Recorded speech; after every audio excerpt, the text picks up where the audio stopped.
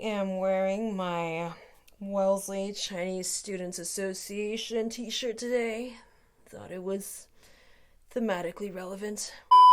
So I've been teaching Chinese for a little under 5 years now, and the reactions I get when I tell people what I teach tend to be kind of mixed, but they generally fall into 3 groups. People who don't know me that well and aren't Asian usually aren't that surprised because of this. People who are Asian and also don't know me that well usually assume that I am from China or I did really well in Chinese school. And people who do know me that well, whether they're Asian or not, usually go somewhere between surprised and horrified. To explain, I was born and raised in the US and I grew up in an area that was not very Chinese dominant. And most importantly, I never went to Chinese school and I never took Chinese classes before college. My parents are from Taiwan and I would say that our house was mostly an English dominant speaking household. My dad almost always spoke English to us and my mom kind of half Chinese, half English. So by the time I got to college, I'd say that my Chinese was at like a basic household communication level. I could speak and listen okay, nothing beyond short sentences, and my reading and writing skills were non-existent. Most of my Chinese I studied in college, and I took one summer in Taiwan to study at an intensive program, which was instrumental from taking my Chinese to like toddler to kind of sounds like an adult. And by my senior year, I was taking classes in classical Chinese as well as Chinese literature. So there's still some work to be done. I would say that I wouldn't be totally comfortable taking graduate level courses in Chinese or working full-time at a Chinese company, but I can translate, I can have a pretty robust social life in Chinese, I can have some meaningful conversations on complex topics, and most importantly, I can teach. I haven't taken the HSK yet, but I've taken a comparable Chinese proficiency test that has placed me somewhere between HSK 5 and HSK 6, for those of you who care. So initially, I was pretty skeptical about my own abilities to teach Chinese, mostly because I was under the impression that most, if not all, Chinese teachers were not only native Chinese speakers, but also like Chinese literature experts or poetry people, or at least knew like linguistics. I got my teaching job largely by accident, and while I think there could be a good conversation to be had about how my privilege as an American as well as a native English speaker kind of gives me an unfair advantage when it comes to finding jobs teaching Chinese in the US, I also do think that my work speaks for itself. My greatest strength and advantage being that I kind of understand how, American kids work and what makes them tick, and have been able to use that successfully to take kids closer to Chinese fluency. Anyway, I think that my linguistic background is kind of unique because I've noticed that when it comes to learning a heritage language, Asian Americans in particular kind of fall into 2 camps. Either you learn Chinese as a kid, whether it's through Chinese school or taking formal classes, and so now you have enough of a foundation as an adult to be like relatively fluent and functional in it, or you had no exposure or practice or very little of it growing up, and your current proficiency in your heritage language is like For Chinese, there's a pretty easy way to tell where that split is, and it usually comes down to, can you read Chinese characters or not? I haven't met many people like me who became fluent in their heritage language in adulthood rather than childhood. And I think it's understandable because it's really difficult to learn a second language as an adult no matter what it is, and it's particularly difficult and complicated for Asian Americans for a whole slew of other reasons. At the same time though, I've encountered more than a few Asian Americans who really wish that they knew more of their heritage language but just aren't really sure where to start as an adult anymore.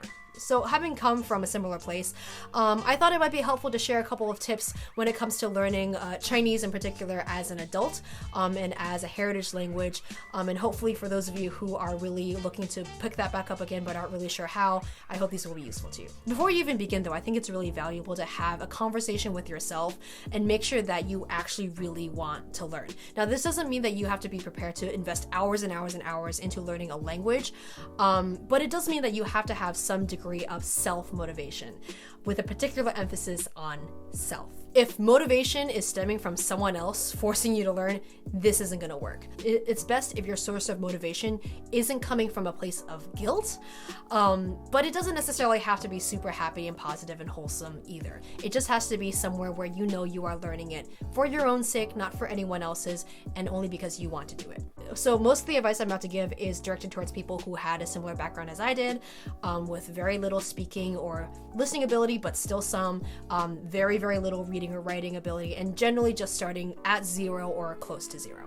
I also have some tips for those of you who are a little bit further along the line, who have the foundations and are looking to take their Chinese from like, kid Chinese to grown-up Chinese. So the first thing I would say is to get a textbook. This will be really helpful, especially if you're an adult with a busy work life, to kind of break down your learning into chapters and little bits and just keep things structured and manageable and organized and approachable. Some of you might be advised to use textbooks that are oftentimes used in like Saturday Chinese schools.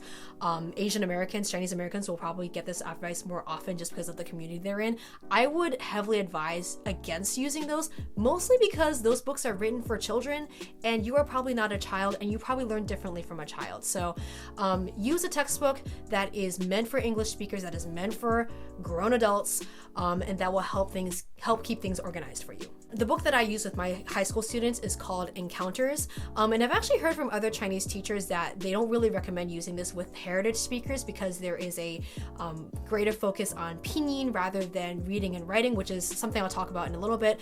I like it a lot because it comes with a really rich array of audio and visual resources that has grown to be really instrumental in teaching my kids, and it was instrumental in me learning Chinese as well. The Encounters textbook is designed for classroom use, so you'll see like group activities or pair work activities that won't work as well if you're learning independently, but the audio and multimedia resources that it has also lends itself really well to being adapted for individual learning as well. So even if you're someone who's not learning it in a classroom setting, if you're learning it by yourself, Encounters is still a perfectly fine resource to use. No matter what textbook you're using though, don't be afraid to start at like the level 1 textbook for it. Even if it means that like the stuff that it's covering is stuff that you know really well already or have encountered before.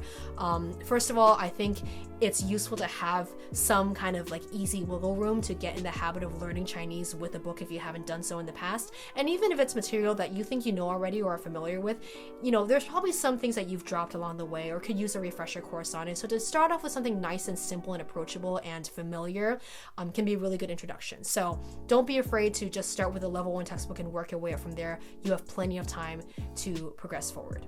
Second thing I'd say is spend more time speaking and listening than you think you do. When I first started learning Chinese, I had actually thought that my speaking and listening was like fluent because I didn't have issues with tones, I didn't really have an accent, and I could kind of instantly tell and could understand what people were saying to me without having to like filter it through English or anything like that. But the truth of the matter is especially if you did not learn how to read or write at some point, your vocabulary and grammar is going to be lacking just because you're missing that really crucial way of inputting language. Having a good sense of tones and not having an accent and being able to easily understand what's being said to you doesn't really make up for a lack in vocabulary or grammar. That really is just a symptom of just not using the language enough. Moreover, not having had the ability to read or write kind of already takes away a source of vocabulary or grammar input for you that you would have had you been able to access these like visual resources. This might feel discouraging at first. It definitely was for me when I realized that I actually knew less Chinese than I thought I did coming in. It then also emphasizes what you actually do know, and you can feel more confident in anchoring yourself in those things. So for instance, for a lot of people, this will be your ability to pick up on tones easily, your ability to kind of like know what sounds right and what doesn't, and of course being able to understand what's being said to you more easily than say like a non-heritage speaker would. Really invest in those skills. Those are valuable, and those are things that I think a lot of non-heritage speakers would be very envious of. So in all, take an accurate account of what you know, what you can do, and what you can't, because then that gives you a clearer picture as to where you should get started. Third thing I'd say is to practice out loud. Probably at some point when you were a baby or a toddler, you spoke a lot of Chinese, and what you're doing now as an adult is just reawakening those muscles again. The best way to do this is to find a language partner of some sort. At the very beginning, I would really advise against using a family member for this, just because that can kind of complicate things emotionally or socially, or just, find someone that you can just kind of be comfortable with. Doesn't have to be someone you know, doesn't have to be someone that you're friends with, but someone who you can just kind of like exchange language with and practice with. Exchange. If this isn't an option for you, find a textbook that has a lot of video and audio output for you to listen to and practice with. What I would do with these video and audio resources is to get in the practice of like play, pause, repeat what you just heard and doing that over and over and over again out loud. I actually have my students do this so they can practice tones, which is something that as non-heritage speakers they need a lot of work in. But even if you have a good handle on tones, it's good to be in the practice of exercising those muscles of speaking. It's gonna feel really awkward and weird and silly at first, but over time, as you make it a part of your routine, it feels very natural. I've noticed that heritage speakers have a lot easier time with this than non-heritage speakers do, so don't be afraid to do it. So let's talk about reading and writing. When it comes to Chinese, memorizing characters is a necessary evil. It's kind of unavoidable and everyone has to do it. And the worst part is that when you first get started, it feels like a super slow, difficult process because everything is new. The act of writing characters is new. All these like lines and squares and it's just intimidating. And it will just feel very slow and difficult at the very beginning, but only at the very beginning. As you get further along, it gets easier. The reason being, Chinese is a very repetitive and pattern-oriented language, and so as long as you know like the basic pieces, after a while, nothing's gonna look too new to you anymore and everything's gonna have some sense of familiarity with it. So expect for the first 6 months, year, depending on your pacing for learning, expect that to be challenging because everything's gonna be brand new, but it will pick up very, very quickly as you go along. Even with my students now, they're noticing how the first year of learning characters is painful, but during their second, third, fourth year, writing new characters, learning new characters is like a total non-issue for them. When they started, it was like the main thing defining their Chinese learning experience. And this is with kids with no heritage background whatsoever. So don't get discouraged by this. It does feel very slow and difficult at the very beginning. It gets better as it goes along. And especially if you're an adult learner, this speeding up process is even faster because adults are a little better with pattern recognition and working things out with logic, which is obviously which is something that, Chinese does lend itself to visually. Some people are a big proponent of memorizing radicals. Radicals are kind of like the building blocks of Chinese characters. They can help you kind of determine what a character means or what it sounds like. I personally don't think it's really worth the effort to sit down to memorize radicals, especially if you're just beginning, mostly because I think they become kind of self-explanatory and self-evident as you go along. But if you need something to anchor yourself to, it's a good thing to kind of just have in the back of your mind if you're that kind of person, that kind of learner. Writing characters by hand.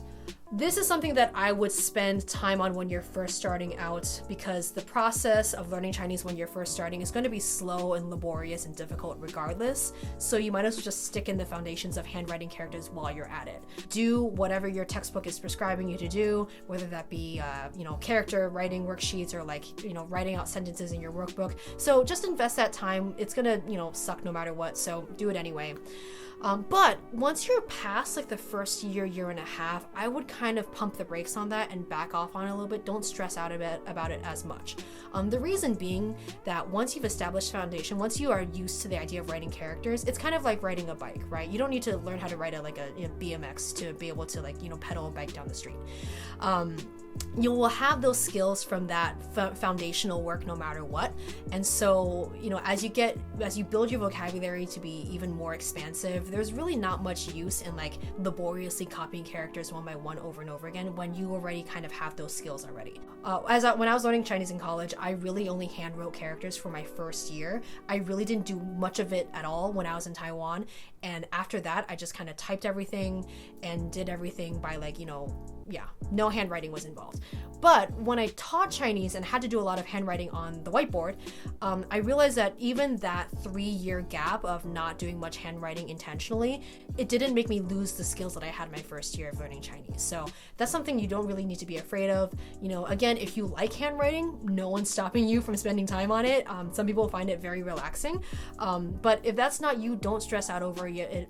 Focus more on building vocabulary, focus more on building grammar, and the handwriting thing, as long as you have the foundations, you'll be able to pick that up no matter when you want to come back to it. Traditional characters, simplified characters. This seems to be this very big debate when it comes to learning Chinese. In my opinion, it really doesn't matter that much. Pick the one that makes the most cultural sense to you. When I first started learning Chinese, I picked traditional because my family is Taiwanese and also because I thought the characters were pretty. That was pretty much my decision-making process. I would strongly caution against picking one version over the other because it's easier to learn. This usually comes into play when people are choosing simplified characters over traditional characters, because they look at simplified characters and they look at traditional characters and they think the traditional ones look really, really scary and the simplified characters slightly not, so they pick that one instead. The truth of the matter is that the ease of learning simplified characters over traditional characters really only comes into play when you're handwriting things, and as we mentioned before, that's not really going to be an issue for the long term. And even when it comes to handwriting things, Chinese characters are complicated, whether they're in simplified or traditional, and if you're writing in simplified characters, it's like a lot of lines, and traditional characters it's like slightly more lines, so that's not really an issue. Just my 2 cents. I'm personally a strong proponent in being able to read both. I make my students read in both simplified and traditional, and the reason for that is because there's actually a really significant overlap in traditional and simplified characters. Most of them are exactly the same, and the ones that aren't have connections to them and similarities that kind of follow patterns that are not that hard to recognize. And so it's good for pattern training, and it's good for just being a better Chinese learner, in my opinion. You can't read classical Chinese text in simplified. And the other reason is that native Chinese speakers, whether they be in China or Taiwan or Hong Kong or Singapore or wherever, they generally can read in both simplified and traditional characters, which should tell you that even if they were educated in one over the other, it's not a huge leap to kind of learn the other just kind of via osmosis. Again, I learned initially in traditional, but I am pretty much as proficient in simplified because my classmates in Chinese classes were learning simplified, and my textbooks that I use with my kids oftentimes tend to be more simplified friendly. So, even without really trying or working too hard at it, learning both is not really much of an issue. So when it comes to learning, pick the version that makes the most cultural sense to you, but don't isolate yourself from the other. And choose a textbook that contains both versions. Although, most times it'll be traditional dominant or simplified dominant. Doesn't really matter as long as you are able to see both. Okay, so some pieces of advice and tips for those of you who are a little bit beyond this, maybe like intermediate to advanced learners. This is the same advice I would give to myself. First thing to do is, again, to find opportunities to speak and listen.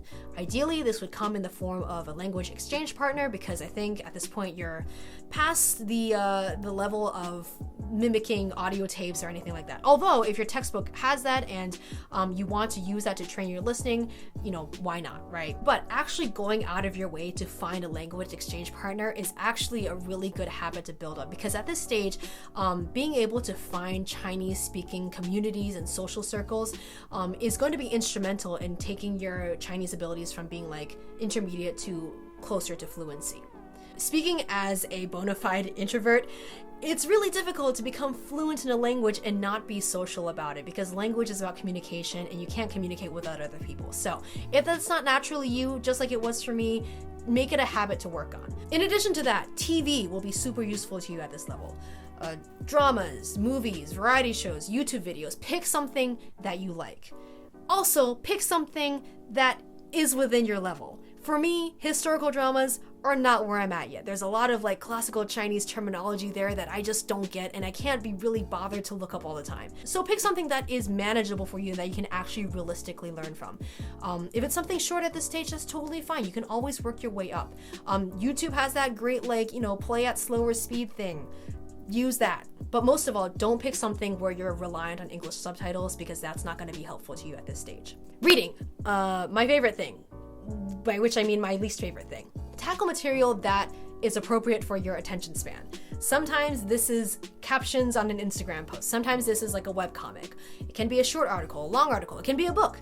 But if anything, pick something that is realistic for you, and don't feel bad about not being able to read a novel right away. Because the thing is, reading in a different language, especially one where you're constantly having to look up words because you can't sound them out right away, can be really frustrating. And when something is really frustrating, you're less likely to continue doing it. Find something manageable and work your way up. It will come with time. One of the things that I've kind of been forcing myself to do is keeping a running vocabulary list. So if I'm reading something or if I'm watching something and I see a word that I didn't know before, I pause the video, put my book down, write it down to my list, write it down what it means in English, write it down how to use it, and that's kind of helped me keep a record of new words that I've learned so that I don't have to go and re-look it up, and I can go back and review what I've encountered, and it just really kind of helps me keep a base to my learning. It does require a degree of self-discipline, of which I usually have none. So the way I've kind of remedied this is to build better habits and make it easy for me to keep this list. So I keep it on my phone. I get in the practice of like using Pleco, my dictionary app, more often, and just make it something that's easy to do. And not only that, something that you are in the practice of doing, so you're more likely to do it. Don't be afraid to use textbooks or readers for more advanced learners.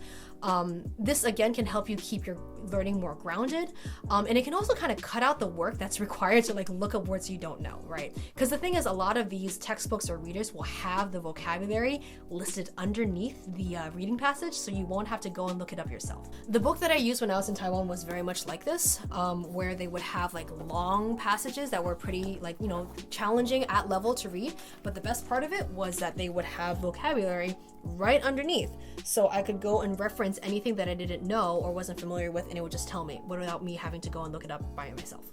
I don't think this is available for retail sale outside of the place where I was studying, but I'm sure there are many textbooks that are just like it, that are at level for those of you who are a little more advanced, and have the benefit of having these vocabulary tidbits at the bottom. Sometimes they'll even have some like grammar explanations at the end of each chapter, so that just kind of makes your learning a little more guided, a little more directed for you. The other thing I should mention about this book is that it came with an audio disc, which when I first saw it, I kind of like put it to the side and didn't think I was going to use it because I thought it was kind of hokey, and I thought that my listening was just so good and I didn't need to use it. But it ended up being the most useful and important thing when I was studying Chinese from that book. Having that auditory input just gave me that extra layer of reinforcement that I needed to bring those words to life, and to really give me the secondary source of input to understanding what I was reading. And finally, going back to the social aspect we were talking about before, find as many opportunities as possible to speak Chinese with native Chinese speakers. This doesn't always have to come in the form of language exchange partners. A lot of my friends who speak Chinese I met at K-pop concerts in Asia, so having some sort of like common field of interest that goes beyond just language study can really help keep those friendships going as well. You'll find that most young people in Asia have some degree of English ability, so you'll probably at some point run into this weird awkward dance of like, should we speak Chinese or should we speak English? My rule of thumb has always been, if your English is better than my Chinese, I'm not going to insult you with my Chinese skills. That doesn't have to be your rule of thumb, but it's what's worked best for me.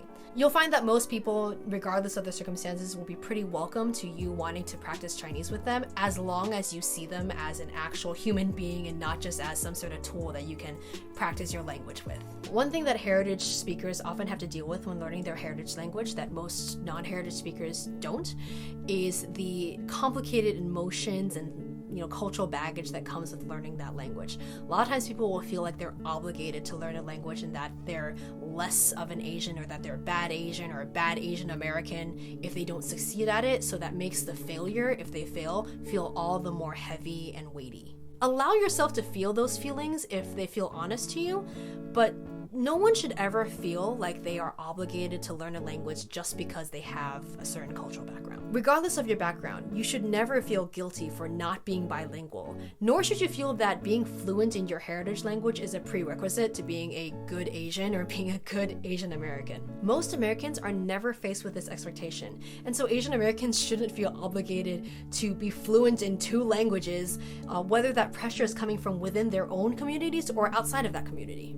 I get very, very bothered by immigrant Asian parents who force their second-generation Asian children to learn their heritage language out of a fear that they will lose their culture if they don't become fluent in this language.